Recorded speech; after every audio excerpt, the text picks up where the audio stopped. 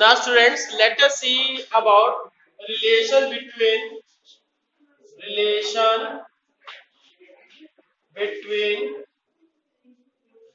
ये torque and angular momentum, between torque and angular momentum. ठीक है, टॉर्क और एंगुलर मोमेंटम के बीच रिलेशन की बात करते हैं। अच्छा, लीनियर मोशन में आपको पता है टॉर्क का रोल कौन प्ले करता है? फोर्स। ठीक, और एंगुलर मोमेंटम का रोल कौन प्ले करता है? That is linear momentum. ये P, दोनों के बीच क्या रिलेशन है? dp by dt। ये है। इसी तरह से यहां रोटेशन मोशन में फोर्स का रोल कौन प्ले करता है? टॉर्क। और लीनियर मोमेंटम का रोल कौन प्ले करता है? That is L, angular momentum. तो दोनों के बीच रिलेशन क्या होगी? dl by dt। ये हमें निकालना है अभी। Is that clear? इतना आप याद रखिए और फिर इसके बाद देखते हैं। वी नो कि L इक्वल्स टू क्या होता है? Since L equals to L क्या है? Angular momentum R cross P। ठीक, एक साइड अब आपको dl बाय dt करनी है, तो दूसरी साइड क्या है? और टॉर्क क्या है? एंड टॉर्क इक्वल्स टू क्या होता है? R cross F। यही होता है ना? तो एक साइड को हम लेके चलते हैं, दूसरी साइड के बराबर प्रूफ करेंगे। ठीक है, तभी तो अब क्या है? Now dl by dt, dl by dt क्या हो जाएगा? dl by dt will be equals to ये d by dt of r cross p, d by dt of r cross p। r और p सुनिए इधर, r क्रॉस p है, तो अब इसका डिफरेंशिएशन करेंगे तो पहले क्या आ गया जी? r cross dp by dt plus दूसरा क्या है? dr by dt into p। ये चीज हो गई। अब आपको पता होना चाहिए since dr by dt equals to क्या होता है? वेलोसिटी।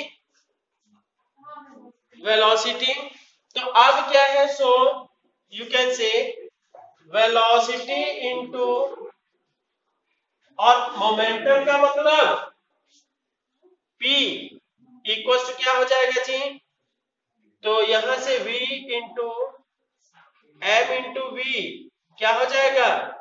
m बाहर आ गया, v क्रॉस v क्या होता है? i cross i equals to, बोलिए, i क्रॉस i। एक थप्पड़ मारेंगे, 0।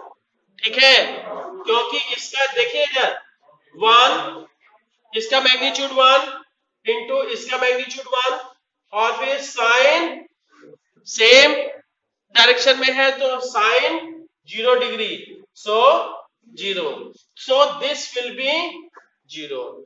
So you can say dr by dt into p will be equals to 0। ये फैक्टर हमारा 0 हो गया, तो बचा क्या? केवल ये फैक्टर। ठीक, सो dl by dt will be equals to r cross dp by dt। अब dp by dt क्या होता है? बोलिए, dp by dt is equals to f, है ना? तो इसलिए क्योंकि आपको पता है r cross f equals to क्या? दैट इज, यहां लिखा नहीं वैसे, torque equals to torque equals to r cross f, that is equals to tau. So you can say tau equals to dl by dt। Is that clear? This is the very most important relation and you have to use in the numericals. ठीक है, और बच्चों अभी time नहीं हो पा रहा है इतना, फिर न्यूमेरिकल्स हम बाद में क्लास में प्रैक्टिस कराएंगे, है ना? ठीक है. Now let us see the equilibrium of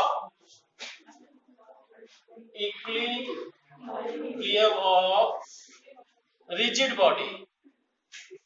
किसी रिजिड बॉडी का इक्विलिब्रियम क्या है जी? इक्विलिब्रियम ऑफ रिजिड बॉडी क्या है जी?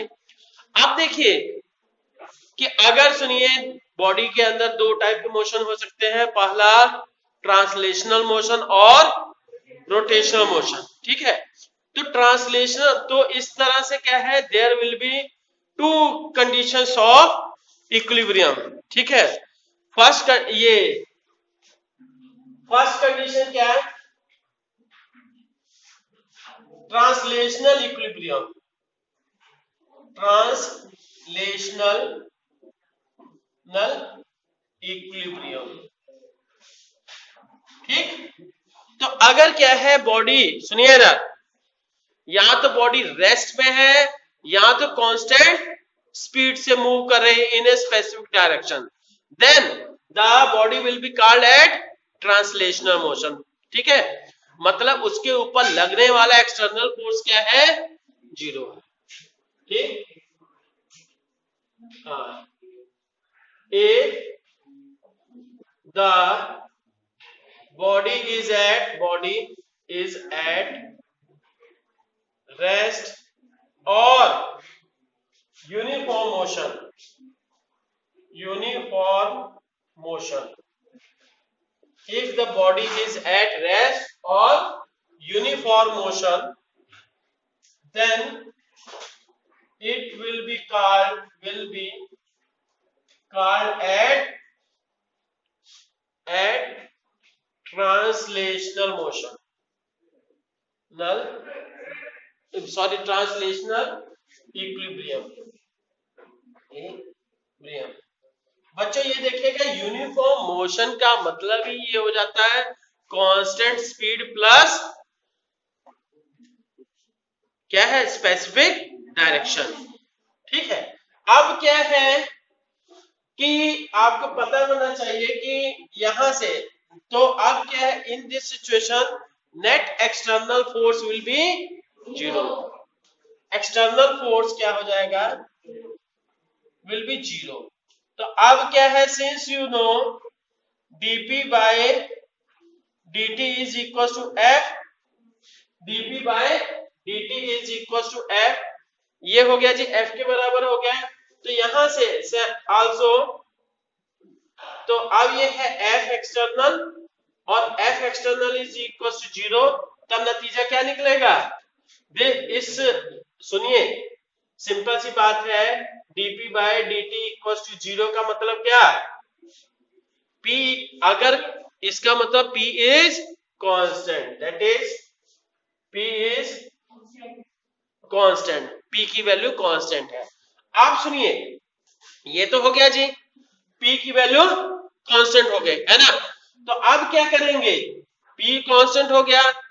ठीक, अब क्या होगा जी? तो अब p कांस्टेंट, पहली कंडीशन ये हो गई, कह सकते हो कि for translational equilibrium force will be zero. दूसरी, फॉर ट्रांसलेशनल फोर्स जीरो है तो इसका मतलब लीनियर मोमेंटम भी कांस्टेंट होगा. लीनियर मोमेंटम जीरो नहीं, कांस्टेंट होगा. और तीसरी चीज, जीरो भी हो सकता है, कांस्टेंट भी हो सकता है.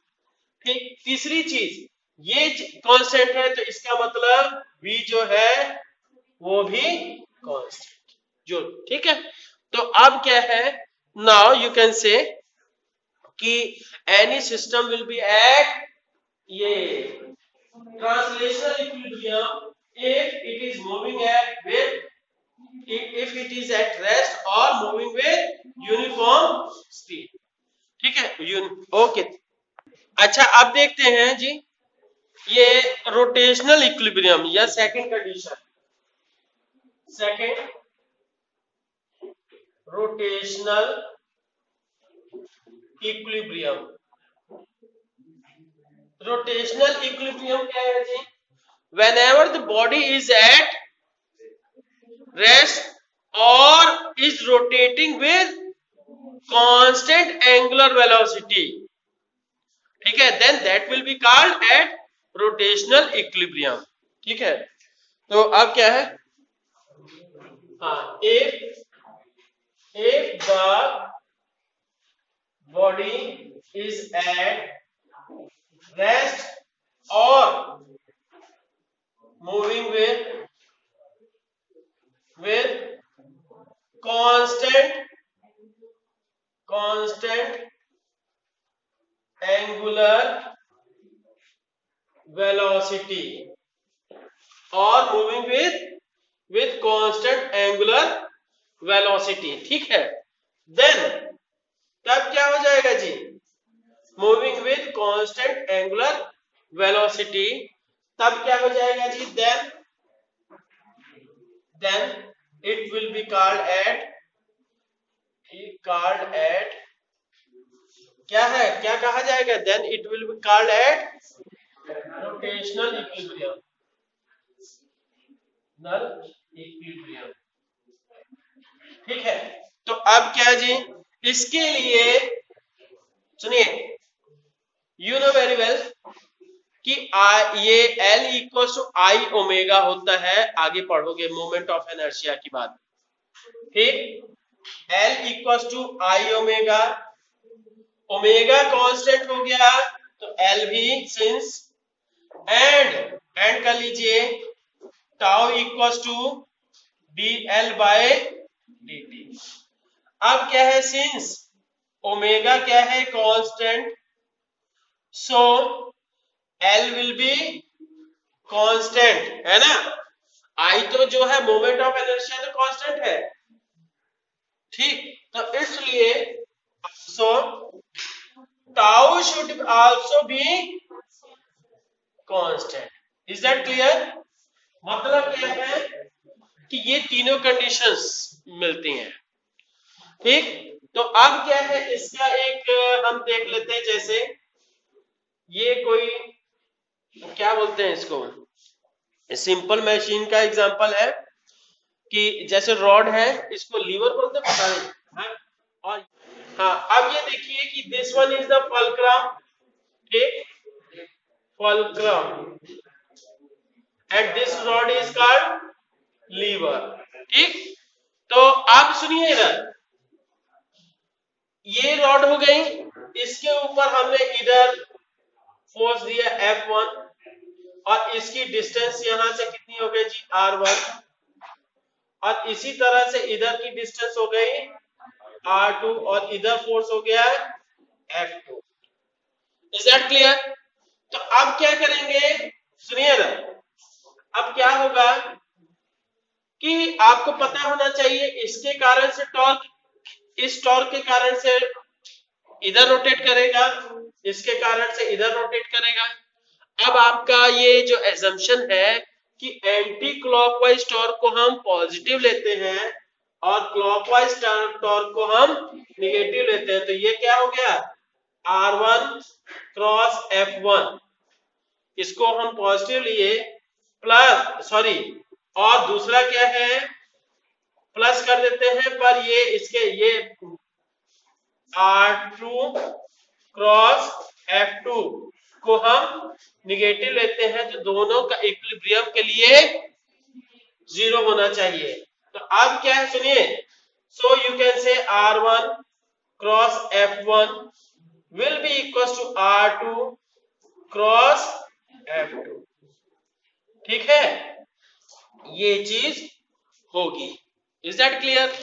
तो ये चीज मिलेगी, तो मतलब क्या है, total clockwise torque must be equals to anti-clockwise torque for rotational equilibrium, ठीक, तो